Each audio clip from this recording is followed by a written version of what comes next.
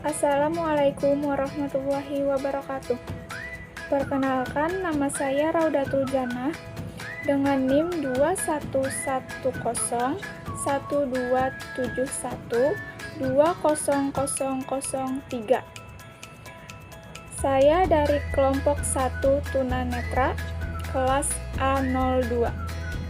Saya akan menyampaikan ringkasan materi yang telah saya dapatkan dari PKKMB Prodi. Langsung saja ke materi pertama, yaitu jurus jitu di era disrupsi yang disampaikan oleh Bapak Dr. Utomo MPD. Jurus jitu di era disrupsi. Apa sih disrupsi itu? Disrupsi adalah sebuah era terjadinya perubahan besar-besaran yang secara fundamental merubah sistem dan tatanan yang ada ke cara-cara yang baru. Akibatnya, pemain yang masih menggunakan cara lama akan tersisih. Cara-cara jitu di era disrupsi yaitu komunikasi, kolaborasi, elektronisasi, dan rendah hati, atau yang disingkat KRER.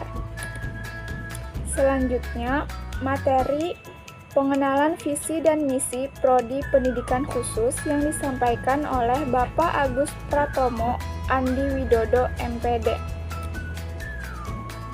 Sebelumnya, apa sih visi itu?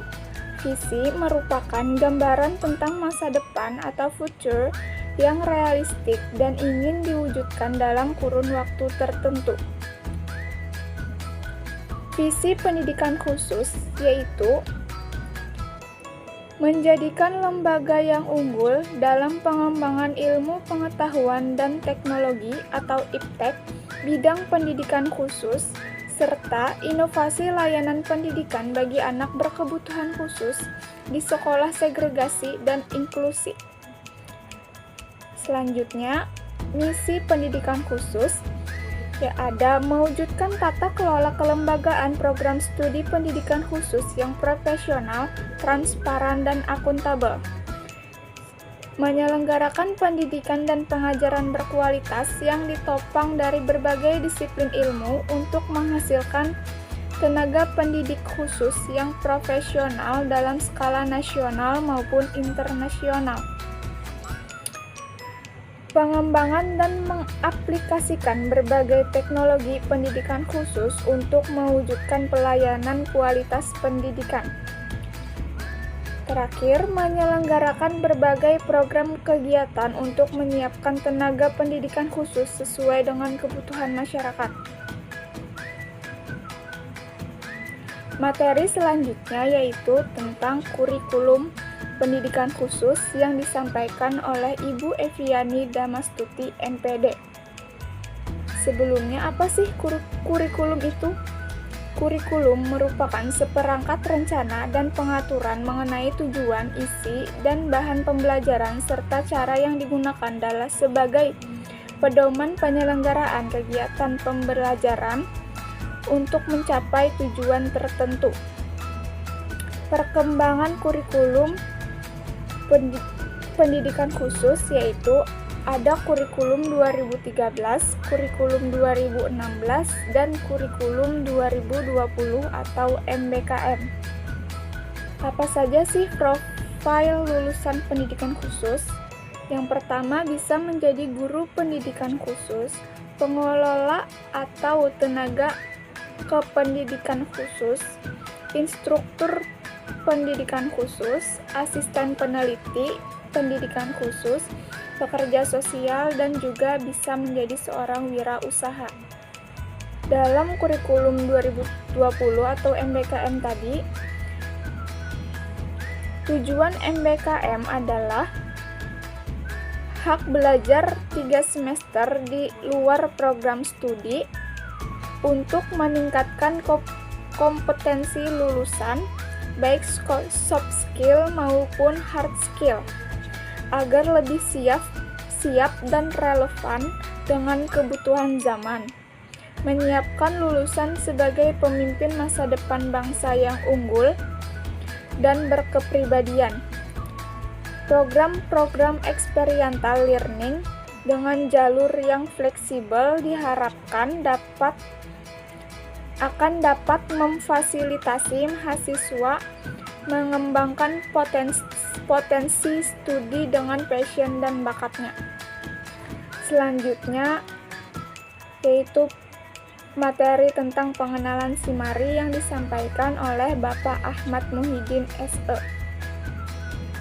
SIMARI merupakan sistem informasi Universitas Lambung Mangkurat terintegritas.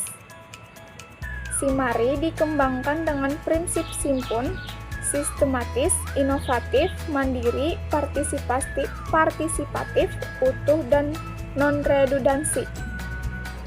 SIMARI yang simpun atau tertata diharapkan mampu mengelola sistem informasi ULM dengan aktif.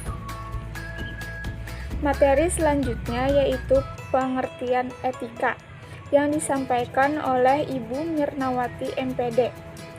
Apa sih pengertian etika? Yang pertama, berkenaan dengan apa yang baik dan apa yang buruk.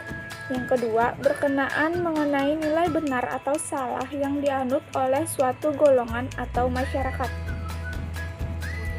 Etika-etika yang disampaikan oleh Ibu Mirnawati yaitu etika berpakaian dan berias, etika mengirim pesan kepada dosen, nah ini sangat penting, etika menelepon dosen, etika masuk ke prodi. Materi selanjutnya pengertian pembelajaran daring yang disampaikan oleh Ibu Dewi Ratih Rapisa MPD. Apa sih pengertian pembelajaran daring? Pembelajaran daring yaitu pengalaman belajar yang fleksibel dengan memanfaatkan TIK dan dapat diakses kapan saja, di mana saja, dan dapat dikombinasikan dengan tatap muka. Persiapan mahasiswa untuk pembelajaran daring. Yang pertama, kesiapan mental untuk kuliah mandiri. Kedua, komitmen untuk belajar, komitmen waktu untuk belajar. Yang ketiga, siapkan alat penunjang belajar. Yang keempat, siapkan ruang belajar yang kondusif. Selanjutnya, komponen pembelajaran daring yaitu ada dosen, mahasiswa reguler, dan mahasiswa berkebutuhan khusus atau mahasiswa disabilitas. Pola pembelajaran daring yaitu dosen akan menyampaikan ke mahasiswa reguler atau volunteer. Selanjutnya, volunteer akan memberikan penjelasan kepada MBK. Apa sih volunteer itu? Volunteer adalah mahasiswa reguler yang bertugas untuk menjelaskan penjelasan dari dosen agar lebih bisa dipahami oleh MBK. Selanjutnya, bagaimanakah pendampingan terhadap mahasiswa disabilitas pada saat pembelajaran daring? Cara pendampingan via SIMARI, sebagai contoh, yang pertama itu ada autis, dengan memberikan video tutorial, mengingatkan presensi dan jadwal kuliah, terlebih jika ada pergantian jadwal harus segera diinformasikan. Yang kedua, ada hambatan intelektual dengan cara melibatkan orang tua untuk ikut mendampingi pada saat pembelajaran melalui e-learning. Yang ketiga, ada tuli, mengirimkan video tutorial penggunaan SIMARI kepada mahasiswa disabilitas, mengingatkan presensi, jadwal kuliah, dan deadline pengumpulan tugas. Next, materi selanjutnya tentang laboratorium pendidikan khusus yang disampaikan oleh Ibu Dewi Ekasari Kusumastuti MPD. Visi dan misi Laboratorium Pendidikan Khusus. Visi menjadi unit pendukung kegiatan civitas akademik program studi pendidikan khusus FKIP ULM dan menjadi pusat penelitian dan layanan pada masyarakat berkaitan dengan asesmen dan intervensi anak berkebutuhan khusus. Misi yang pertama mendukung program-program studi pendidikan khusus dalam menyiapkan tenaga pendidik dan kependidikan di bidang pendidikan khusus yang kompeten dan profesional. Yang kedua, mendukung program studi pendidikan khusus dalam pengembangan ilmu dan teknologi bidang pendidikan khusus. Yang ketiga, memberikan jasa pelayanan masyarakat dalam bidang asesmen dan intervensi anak berkebutuhan khusus. Ada selanjutnya prosedur layanan intervensi di laboratorium pendidikan khusus, yaitu ada pelaksanaan identitas, pelaksanaan intervensi, pelaksanaan asesmen, dan pelaksanaan evaluasi. Selanjutnya, mengenai materi FSI atau Forum Studi Islam yang disampaikan oleh Bapak Dr. Amka MPD. Apa sih SFI itu? FSI merupakan program yang ada dalam setiap program pendidikan. Apa saja sih kegiatan-kegiatan yang ada di FSI ini? Kegiatan yang ada di FSI biasanya dilaksanakan pada saat peringatan hari-hari besar Islam. Contohnya seperti Isra Mi'raj dan lain-lain yang berkaitan dengan hari-hari besar agama Islam. Demikian presentasi saya. Mohon maaf yang sebesar-besarnya jika ada kesalahan penyebutan atau pengetikan. Demikian, saya ucapkan terima kasih. Wassalamualaikum warahmatullahi wabarakatuh.